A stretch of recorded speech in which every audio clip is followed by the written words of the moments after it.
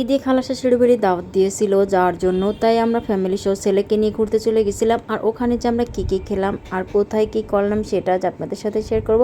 Hello everyone, আসসালামু আলাইকুম। সবাই কেমন আছেন? আশা করি সবাই ভালো আছেন। আলহামদুলিল্লাহ আমরা ভালো আছি। এই যে আমরা বের হয়ে গেছি ফ্যামিলির সবাই মিলে খালা শাশুড়ি বাড়ি যাব, যেহেতু ঈদ মানে আনন্দ।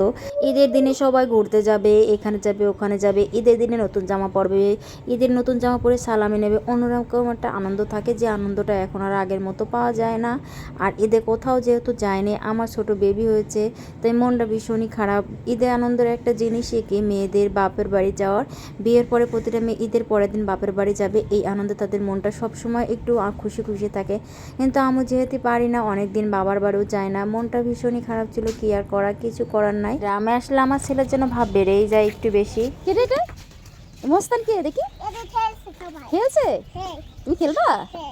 সত্যি তুমি খেলতে পারো? সত্যি ওদের মধ্যে খেলতে পারো? ওইদিকে ওই যে আমার শাশুড়ি, আমার ননদনী দেশও সবাই চলে এসেছে।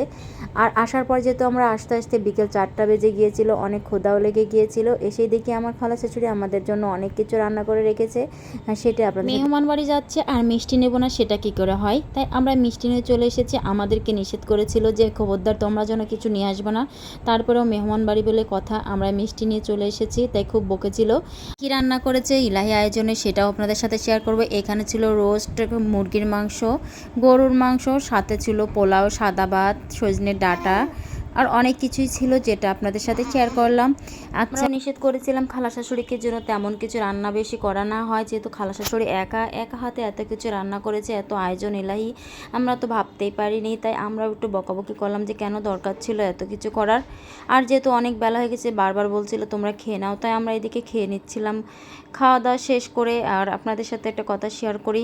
আমার খালা শাশুড়িরা 2টা বোন, আমার শাশুড়ি আর খালা শাশুড়ি। আমার নিজের যেহেতু খালা নাই, আমার মা একাই, তাই আমি খালার আদর আবদার কোনো কিছু কখনো পাইনি। কিন্তু আমার খালা শাশুড়িকে পেয়ে আমি নিজের খালার মতোই তাকে দেখি। শাশুড়ি আমাদেরকে অনেক ভালোবাসে, নিজের মতোই করে দেখে।